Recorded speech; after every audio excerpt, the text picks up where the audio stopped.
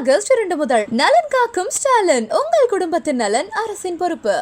ஒகேனக்கல்லுக்கு நீர்வரத்து வினாடிக்கு 16,000 கனஅடியாக அதிகரித்துள்ளது. இது குறித்த கூடுதல் விவரங்களை செய்தியாளர் மாதையன் வழங்க கேட்கலாம். மாதையன் வணக்கம். ஒகேனக்கல்லுக்கு நீர்வரத்தானது 16,000 கனஅடியாக அதிகரித்திருக்கிறது. மேலும் கடந்த சில நாட்களாக நீர்வரத்து தற்போது ஏற இறங்க இந்த நிலையிலே இருந்து கொண்டிருக்கிறது. இது குறித்து மாவட்ட நிர்வாகம் பொதுமக்களுக்கும் சுற்றுலா பயணிகளுக்கும் என்ன மாதிரியான அறிவிப்புகளை வெளியிட்டிருக்கிறார்கள், சொல்லுங்க.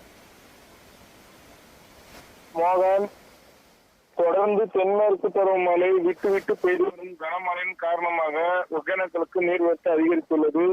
கேரளா வயநாடு பகுதியில கடந்த 3-4 மாதங்களாகவே விட்டு விட்டு பெய்து வரும் கனமழையின் காரணமாக கர்நாடகா மாநிலத்தில் அமைந்துள்ள கிருஷ்ணசாகர் அணையும் கபினி அணையும் முழு குழல் வைத்துள்ளது. இதனால் பாதுகாப்பு கருதி கர்நாடக அரசு வரும் தண்ணீரான அனைத்துமே உபரி நீராகவே திறக்கப்படுகிறது.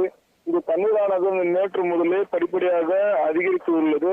கடந்த ஒரு வாரமாக தண்ணீர் வரத்து கடுமையாக குறைந்த நிலையில நேற்று மாலை முதலே நீர்வரத்து சற்று அதிகரித்துள்ளது. நேற்று மாலை தமிழக எல்லையான பில்லுகுண்டுக்கு வினாடிக்கு 7,500 கனஅடியாக இருந்த நீர்வரத்து இன்று காலை நிலவரப்படி வினாடிக்கு 16,000 கனஅடியாக அதிகரித்துள்ளது.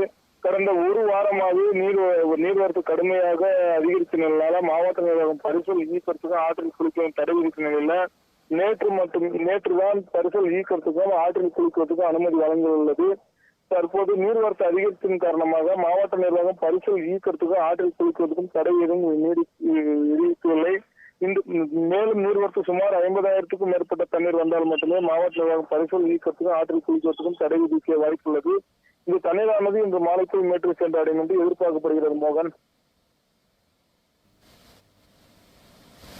ஒகேனக்கல்லுக்கு நீர்வரத்து வினாடிக்கு 16,000 கனஅடியாக அதிகரித்திருப்பது தொடர்பான விவரங்களையும் மாவட்ட நிர்வாகம் பொதுமக்கள் மற்றும் சுற்றுலா பயணிகளுக்கு விடுத்துள்ள அறிவிப்பு தொடர்பான விவரங்களையும் வழங்கியதற்கு நன்றி மாதையன்.